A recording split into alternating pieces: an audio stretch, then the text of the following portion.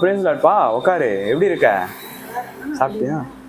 அது ஒன்றும் இல்லைப்பா, இந்த பைபிள் ஆதியாகமம் அதிகாரம் இருக்குல்ல, அதில் அந்த 26ஆம் அதிகாரத்தில் 22ஆம் வசனம் ஒன்று இருக்கு.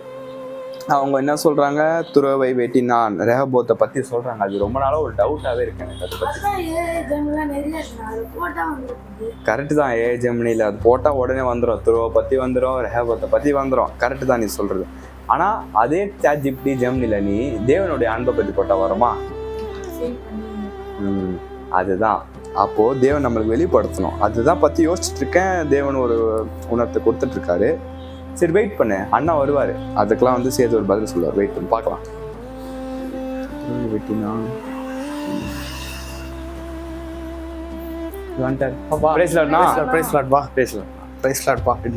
நல்லா இருக்கீங்களா? நீங்க நல்லா இருக்கும்பா. அப்புறம் இன்னைக்கு என்ன ஏதாச்சும் கேள்வி ஏதாச்சும் எனக்கே இருக்குண்ணா. சொல்லுங்க. அந்த ஆதியாகமம் 26ஆம் அதிகாரம் இருக்குல்லண்ணா? ஆமாப்பா. அதுல நம்ம ரெஹபோத்தை பத்தி சொல்லியிருக்காங்க. அது என்னன்னு ரெஹபோத். ஆமா, சரி. இதற்கு முன்பாக ஒரு இடத்துல வந்து தேவன் இந்த வார்த்தை எடுக்கும்படியாக வச்சார். ஆனா ரெகபோத்னு எடுக்கல. தேவன் வந்து வாதைகளில் ஒரு பாதையை உண்டு பண்ணுவார் அப்படின்னு சொல்லிட்டு என்ன பண்ணாரு, தேவன் ஒரு வார்த்தையை கொடுத்தார். ஒரு ஆன்லைன் மீட்டிங், அங்கதான் இது தேவன் வந்து எடுக்க வைத்தார். இப்ப நீங்க 26ல 22 பாக்குறதுக்கு முன்னாடி இது ஃபர்ஸ்ட் ஸ்டார்டிங்ல இருந்து பார்த்தாதான் புரியும்.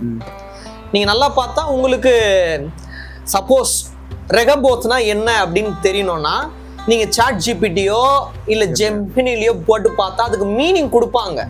மீனிங் இருக்கும், அதுக்கு அர்த்தம் இருக்கும். ஆனா ஆவிக்குரிய அர்த்தம் தேவனிடத்துல மட்டும் தான் நம்ம கேட்டு வாங்கணும். ChatGPTயா இருக்கட்டும், இந்த AI இருக்கட்டும், நமக்கு இம்பார்ட்டன்ட் தான். ஆனா அதுவே நமக்கு லைஃப் கிடையாது. அது தேவனிடத்துல இருந்து வர்றது வந்து வார்த்தை தான். இப்ப ரெஹபோத்துக்கு ஒரு மீனிங் ஒண்ணு இருக்கு, அதுபோல ஆவிக்குரிய அர்த்தமும் ஒண்ணு இருக்கு. ரெண்டு எப்பவுமே ஒரு இதுவை நீங்க பாத்தீங்கன்னா அதற்கு ரெண்டு விதமா புரிஞ்சுக்கணும். ஒண்ணு மாம்சத்துக்குரிய அர்த்தம், ஒண்ணு ஆவிக்குரிய அர்த்தம். நீங்க நம்ம ரொம்ப பேச்சுல ரொம்ப வார்த்தையை நம்ம வந்து வளர்க்கறத விட வேதத்தின் வழி சான்றுடன் நம்ம வந்து பார்த்தா அது ஈஸியா விளங்கும் நான் வந்து நம்புறேன். அதே 26 எடுத்துக்கோங்க. ஆதியாகமம் 26ல அப்படியே 1ல இருந்து நீங்க வந்து வாசிச்சு பார்த்தீங்கன்னா, ஆபிரகாம் நாட்களில் உண்டான பஞ்சத்தை அல்லாமல் பின்னும் ஒரு பஞ்சம் தேசத்தில் உண்டாயிற்று. அப்படின்னா ஆபிரகாம் காலத்துல ஒரு பஞ்சம் உண்டாயிற்று. இப்போ ஈசாக்கு காலம், ஈசாக்கு காலத்துல அதை காட்டிலும் பயங்கரமான ஒரு பஞ்சம் உண்டாகுது. அப்பொழுது ஈசாக்கு பெலிஸ்தேருக்கு ராஜாவாகிய அபிமெலேக்கிடத்தில் கேராருக்கு போனான். அப்ப போறான். அப்ப எப்படி இருக்கு பாத்தீங்களா, ஒரு வார்த்தைக்கும் ஒரு ஜீவன் இருக்கு. இது ChatGPTல போட்டா வரும், ஆனா நீங்க என்ன போடுறீங்களோ அதான் வரும். இப்ப ரெகபோத்னு போட்டா அதுக்கு என்ன அர்த்தமோ அதான் வரும். அதுக்கப்புறமா ரெகபோத்தை முழுமையாக எங்களுக்கு விவரித்து காட்டுங்கள்னு போட்டாதான் முழுமையா என்ன பண்ண முடியும், வரும், விவரிக்க முடியும். அது ChatGPT நீங்க என்ன போடுறீங்களோ அதை தான் நான் பண்ணோம், எடுத்து காட்டும். ஆனா வேதத்தை நீங்க உட்கார்ந்து தேவனிடத்துல வார்த்தையை கேட்டு படிச்சாதான் ஆரம்பத்துல இருந்து முடிவு வரைக்கும் அதுல உள்ள ஆழங்கள் என்ன இருக்குன்னு தேவனே கற்றுக் கொடுப்பா. அப்ப தேவன் உங்களுக்கு கற்றுக் கொடுக்கறது வேணுமா, ChatGPT கற்றுக் கொடுக்கறது வேணுமா? தேவன் கற்றுத் தருவார். ChatGPT கற்றுக் கொடுக்கறது ஷார்ட் டேர்மா மறைஞ்சிரும், அவ்வளவுதான். ஷார்ட் டேர்ம் வரைக்கும் இருந்துட்டு மறைஞ்சிரும். தேவன் கற்றுக் கொடுக்கறது தான் லாங் டேர்ம், இறுதி வரைக்கும் இருக்கும். அப்ப 2ல கர்த்தர் அவனுக்கு தரிசனமாகி, நீ எகிப்துக்கு போகாமல் நான் உனக்கு சொல்லும் தேசத்திலே குடியிரு. இங்க ஒரு கீழ்ப்படிதல் இருக்கு. யாருக்கு? ஈசாக்குக்கு ஒரு கீழ்ப்படிதல் இருக்கு. என்ன தேவன் என்ன சொல்றாரோ கேட்கணும். அப்போ எப்ப தேவன் வந்து தரிசனம் ஆவாரு? கீழ்ப்படிதல் இருந்தாதான் தரிசனம் ஆவார். அப்போ ஈசாக்குக்கு கீழ்ப்படிதல் இருந்திருக்கு. இதை ChatGPTல போட்டா வருமா? இது ஆவியின் வழி புரிஞ்சு கொண்டாதான் வரும். ஏன் உங்களுக்கு எல்லாம் குழப்பமா இருக்கும்? நாங்க கேட்டது ரெகோபோத், நீங்க எங்களுக்கு சொல்றது ஆரம்பத்துல இருந்து சொல்றீங்க. ஏன்னா எல்லாத்துக்கும் ஒரு காரணம் இருக்கு. இதெல்லாம் நீங்க புரிஞ்சுக்கிட்டாதான் ரெகபோத்னா என்னன்னே உங்களுக்கு புரியும். இப்ப பாருங்க, கர்த்தர் அவனுக்கு தரிசனமாகி, ஒருத்தருக்கு தரிசனம் ஆவறாருனாலே தேவனுக்கு ரொம்ப பிடிச்சிருந்தாதான் தரிசனம் ஆவார். அதுக்கப்புறம் நீ எகிப்துக்கு போகாம இந்த இடத்துக்கு போகாத, அந்த இடத்துக்கு போ அப்படின்ற. அதே போல அவன் அந்த இடத்துக்கு போகல. தேவன் என்ன சொன்னாரோ அந்த இடத்துக்கு என்ன பண்றாரு, அவர் போறாரு. 3, இந்த தேசத்திலே வாசம் பண்ணு, நான் உன்னோடு கூட இருந்து உன்னை ஆசீர்வதிப்பேன். இதை பார்த்து கொண்டிருக்கிற உங்களுக்கும் பல வியாகுலங்கள் இருக்கலாம். ஆனால் தேவனுடைய வார்த்தையை கேட்டு அவர் எங்க போக சொல்றாரோ அந்த இடத்துல நீங்கள் நிலைத்திருப்பீர்களானால் அந்த இடத்திலே உங்களை தேவன் ஆசீர்வதித்து வழிநடத்த வல்லவராய் இருக்கிறார். அப்புறம் பாருங்க, நான் உனக்கும் உன் சந்ததிக்கும் இந்த தேசங்கள் யாவையும் தந்து உன் தகப்பனாகிய ஆபிரகாமுக்கு நான் இட்ட ஆணையை நிறைவேற்றுவேன். அவர் அங்க ஞாபகப்படுத்துறாரு பாருங்க, ஆபிரகாமுக்கு என்ன ஆணை இட்டாரோ அத இங்க என்ன பண்றாரு, உறுதிப்படுத்துறாரு.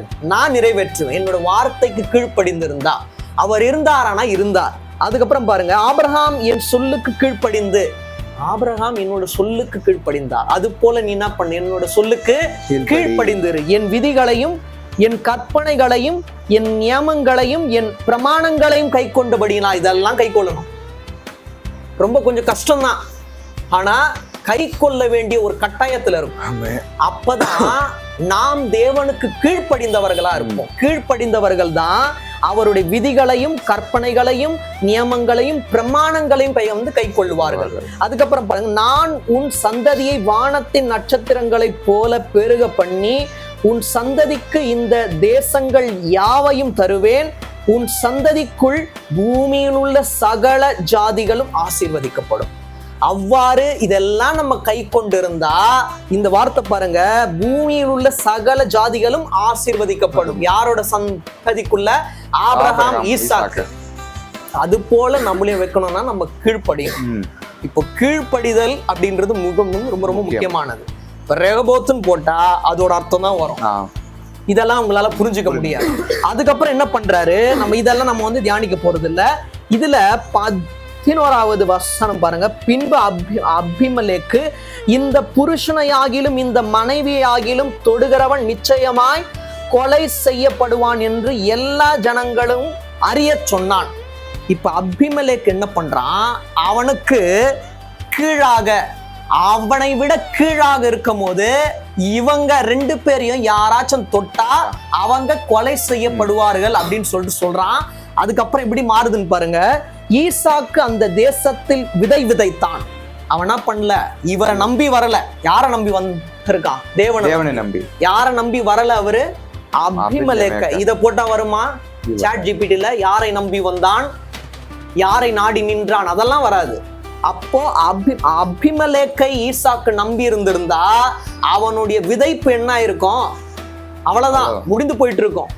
ஆனா தேவனை நம்பி இருந்ததுனால கர்த்தர் அவனை ஆசீர்வதித்ததினால் அந்த வருஷத்தில் 100 மடங்கு பலன் அடைந்தான். உங்களுடைய வாழ்க்கையிலும் தேவனை மட்டும் நீங்க நம்பி வாழுங்க, விதைங்க. தேவன் உங்களை ஆசீர்வதித்து 100 மடங்கு பலன் அடையும்படியாக உங்களுடைய வாழ்க்கையை செய்வார். அவன் ஐஸ்வர்யவானாகி வர வர விருத்தி அடைந்து மகா பெரியவனானா. இப்பதான் ஆபத்து வரும். நம்ம விருத்தி அடைந்து மகா பெரியவனாகும் போது ஆபத்து வரும். அதுக்கப்புறம் அவனுக்கு ஆட்டு மந்தையும் மாட்டு மந்தையும் அநேக பணிவிடைக்காரரும் இருந்தபடியினாலே பெலிஸ்தர் அவன் பேரில் பொறாமை கொண்டு, ஐஸ்வர்யத்துல நீங்க உயர்ந்து இருக்கும் போதுதான் உங்க மேல பொறாமை கொள்ளுவாங்க. பொறாமை கொள்றானாலே நீங்க வந்து புரிஞ்சுக்கோங்க, தேவன் உங்களோடு இருக்கிறான். அப்போ தேவனை மட்டும் தான் பின்பற்றணும். உயர்ந்துட்டேன் அப்படின்றதுக்காக தேவனை வந்து மறந்து நீங்க வந்து வாழக்கூடாது. அதுக்கப்புறம் அவன் தகப்பனாகிய ஆபிரகாமின் நாட்களில் அவனுடைய வேலைக்காரர் வெட்டின துறவுகளை எல்லாம், துறவுனா கிணறுன்னு அர்த்தம், துறவுகளை எல்லாம் தூர்த்து மண்ணினால் நிரப்பி போட்டார்கள். அபிமெலேக்கு ஈசாக்கை நோக்கி. இப்ப பாருங்க, எவ்வாறு இவங்க மேல கை வச்சா எல்லாரும் கொலை படுவாங்கன்னு சொன்னாங்களோ, அவர் என்ன பண்றாரு, ஈசாக்கை நோக்கி ஏன் சொல்றாரு, இவன் இப்ப என்ன ஆயிட்டான், அபிமெலேக்கோட டாப் ஆயிட்டான். அது அவனுக்கு வந்து பிடிக்கல. பொறாமை கொண்டு இந்த ஒரு வார்த்தையை சொல்றான், நீ எங்களை விட்டு போய்விடு, நீங்க இருக்காத, ஏன்னா நீ ஐஸ்வர்யவானா இருக்க, உன்னை அப்புறம் என்ன பண்ணுவாங்க, எல்லாம் வந்து சேவிப்பாங்க. நான் தான் என்ன இருக்கணும், ஐஸ்வர்யவானா இருக்கணும், என்னதான் வந்து எல்லாம் சேவிக்கணும்ன்ற எண்ணம் இருந்தது, மாம்ச சிந்தை இருந்தது. ஆனா ஈசாக்கு வாக்குவாதம் பண்ணல, அந்த இடத்தை விட்டு போயிட்டாரு. அதுக்கப்புறம் பாரு, எங்களை பார்க்கிலும் மிகவும் பலத்தவனானா என்றான். அதாவது நீங்க பலத்தவனாகும் போது தேவன் என்ன பண்ணுவாரு, அவர் உங்களை அந்த இடத்துல இருந்து வேற ஒரு இடத்துக்கு கொண்டு போவார். பொறாமை கொள்ளும்படியான ஆட்களை ஏற்படுத்துவார். அப்பதான் நீங்க தேவனுக்குள்ள இருக்கீங்களா இல்ல பின்மாற்றத்துக்கு போறீங்களா அப்படின்னு அறிகிற அறிவு வரும். அதுக்கப்புறம் பாருங்க, அப்பொழுது ஈசாக்கு அவ்விடம் விட்டு புறப்பட்டு கேராரின் பள்ளத்தாக்கிலே கூடாரம் போட்டு அங்கே குடியிருந்தான். இப்ப இதெல்லாம் என்ன பண்ண முடியாது, நம்மள சாட் ஜிபிடி எல்லாம் போட்டா வராது.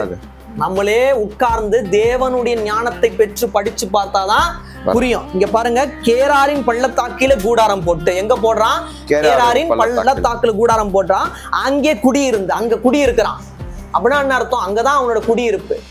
அதுக்கப்புறம் தன் தகப்பனாகிய ஆபிரகாமின் நாட்களிலே வெட்டினவைகளும் ஆபிரகாம் மரித்த பின் பெலிஸ்தியர் தூர்த்து போட்டவைகளுமாகிய துறவுகளை மறுபடியும் தோண்டி தன் தகப்பன் அவைகளுக்கு இட்டிருந்த பெயர்களின்படியே அவைகளுக்கு பெயரிட்டான். அவருடைய தகப்பனோட காலத்துல எவ்வாறு பெயர் இட்டு இருந்தாரோ அது போல இவர் என்ன பண்றாரு?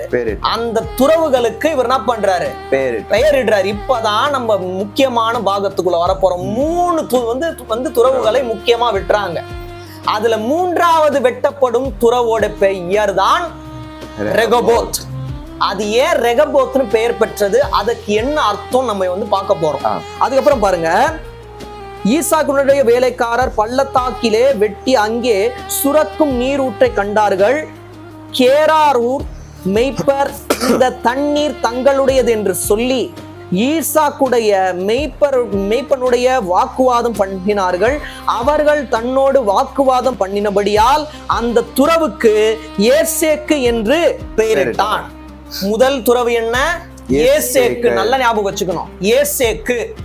ஏசேக்கு அப்படின்றதுக்கு என்ன அர்த்தம்னா சண்டை, வாக்குவாதம். வாக்குவாதம் வரும்போது நீங்க என்ன பண்ணக்கூடாது? வாக்குவாதம் பண்ணி 2 பேரும் வாக்குவாதத்துல ஈடுபட்டு சண்டையாய் வாழ்க்கை இருக்கக்கூடாது. அவர் என்ன பண்றாரு? சண்டை போடல, அந்த இடத்தை விட்டு விலகிறாரு.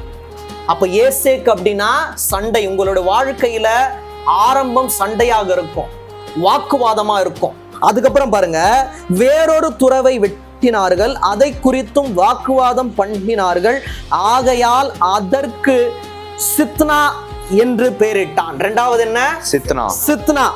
நல்லா பாருங்க, 2வது இதற்கு பெயருக்குரிய அர்த்தமும் ஆவிக்குரிய ஆழமும் ஒண்ணு இருக்கு. பகைமை. ஃபர்ஸ்ட் பார்த்தோம் ஏசேக்கு. ஏசேக்குன்னு என்ன சொன்ன? சண்டை அல்லது வாக்குவாதம். 2வது சித்னா அப்படின்னா பகைமை. ஆரம்பத்துல சண்டையா இருப்பாங்க, அப்புறம் என்ன வரும்? பகைமை கொண்டு விரோதமா எழும்புவாங்க. ஆனா இறுதி முடிவு எப்படி இருந்தது பாருங்க. இவர் விட்டுட்டு ஓடல, அவங்க கிட்ட வாக்குவாதம் பண்ணல, அவங்க கிட்ட சண்டை போடல.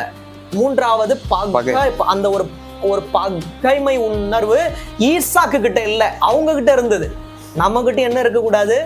சண்டை இருக்கக்கூடாது, வாக்குவாதம் இருக்கக்கூடாது, அந்த பகைமை உணர்வு இருக்கக்கூடாது. பின்பு அவ்விடம் விட்டு பெயர்ந்து போய் வேறொரு துறவை வெட்டினான். அந்த இடத்தை விட்டு வெளியே வரணும். வேறொரு துறவை வெட்டினான், அதை குறித்து அவர்கள் வாக்குவாதம் பண்ணவில்லை. இப்ப அவங்க வாக்குவாதம் பண்ணல. ஆரம்பம் உங்களுக்கு என்ன ஒரு மாதிரி நெகட்டிவா இருக்கலாம், 2வது முறையும் என்ன பாசிட்டிவே இல்ல, ப்ராப்ளமா இருக்கலாம். என்ன 2 தடவை ப்ராப்ளம் ஆகுதுன்னு சொல்லிட்டு பின்மாற்றத்துக்குள்ள போயிடக்கூடாது. விடாமுயற்சி அவர் என்ன பண்ணாரு? வேறொரு துறவு வெட்டினார். அப்பொழுது வாக்குவாதம் வரல.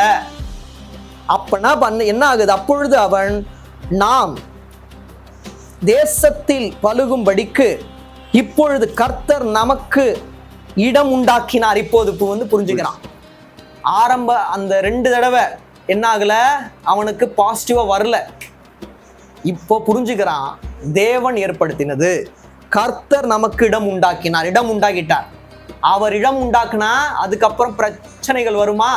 வராது. ஆரம்பம் வரும், இடையில வரும், முடிவு சம்பூர்ணமா இருக்கும் என்று சொல்லி அதற்கு ரெகபோத் என்று பெயரிட்டான். ரெகபோத்னா விசாலமான இடம்னு அர்த்தம். உங்களுடைய வாழ்க்கையிலும் ஏசேக்கை போல சண்டை வாக்குவாதம் இருக்கலாம். 2வது சித்னாவை போல உங்களுடைய வாழ்க்கையில் பகைமை உணர்வுகளை கொண்டு உங்களை வீழ்த்த வேண்டும் என்று நினைக்கலாம். ஆனால் தேவன் விசாலமான இடத்தை உங்களுக்கு தந்து, ரெகபோத் அப்படின்னா விசாலமான இடம், உங்கள் யாவரையும் அந்த இடத்தில் மேன்மையாக வைத்து ஆசீர்வதிப்பார். ஈசாக்கு செய்தது போல கீழ்ப்படிந்திருங்க, சண்டையை விட்டு விலகுங்க, வாக்குவாதத்தை விட்டு விலகுங்க. தேவனுடைய பார்வையில கீழ்ப்படிந்தவர்களாய் இருங்க. இந்த வார்த்தையின்படி உங்கள் யாவரையும் தேவன் மென்மேலும் ஆசீர்வதிப்பார். அது மட்டும் இல்ல, அதுக்கப்புறமா 24 இருந்து நீங்க அப்படியே வந்து வாசிச்சு பார்த்தீங்கன்னா, இங்க அபிமெலேக்கு ஈசாக்க துரத்திடுறாரு பாத்தீங்களா. அவர் என்ன பண்றாரு, மீண்டுமாக வந்து 28, அதற்கு அவர்கள் நிச்சயமாய் கர்த்தர் உம்மோடு இருக்கிறார். இப்ப புரிஞ்சுக்கிறாங்க, தேவன் அப்படியே விட மாட்டார். உங்களை ஒரு மாதிரி அற்பமா என்ற மாதிரிலாம் தேவன் ஒரு நாளும் விட மாட்டார். அவங்களே வந்து சாட்சி சொல்லும்படியாக தேவன் வைத்தார். அது போல உங்களுடைய வாழ்க்கையில யாராச்சும் உங்களை வேணாம் அப்படின்றாங்களா, 2 முறை உங்களுக்கு என்ன ஆகலாம், ப்ராப்ளம் வரலாம், பிரச்சனைகள் வந்து வரலாம். 3வது முறை வாக்குவாதமோ எதுவுமே இல்லாமல் தேவன் உங்களை அனைவர் முன்னிலையிலும் ஆசீர்வதிப்பார். விசாலமான இடத்தில் உங்களை சாட்சியாய் எடுத்து வழிநடத்துவார். அது மட்டும் இல்ல, 28 அதற்கு அவர்கள் நிச்சயமாய் கர்த்தர் உம்மோடு கூட இருக்கிறார் என்று கண்டோம், அவங்க காணும்படியாக வைப்பார். ஆகையால் எங்களுக்கும் உமக்கும் ஒரு ஆணை ஏற்பாடு உண்டாக வேண்டும் என்று நாங்கள் நிர்ணயம் பண்ணினோம். அவங்களே வந்து சாட்சி சொல்லும்படியாக வைத்த இவர் போல உங்களோட வாழ்க்கையிலையும் தேவனுடைய வார்த்தையை கேட்டு நியாயப்பிரமாணத்தின்படி வாழுங்க. அந்த நியாயப்பிரமாணமாகிய இயேசு கிறிஸ்துவை தரித்து கொண்டு வாழுங்க. யாரும் உங்களுடைய வாழ்க்கையில வேணாம் அப்படின்னு சொன்னாங்களோ அவங்க முன்னாடி உங்களை விசாலமான இடத்தில் வைத்து ஆசீர்வதித்து வழிநடத்துவார். இது ஒரு கேள்வி பதில் செக்ஷன் மட்டும் இல்லை, இன்று ஒரு பாடம். இந்த பாடத்தின் மூலமாய் தேவன் உங்கள் யாவரையும் மென்மேலும் ஆசீர்வதித்து உங்கள் யாவரையும் பெருகவே பெருக செய்வாராக. ஆமென். ஆமென்.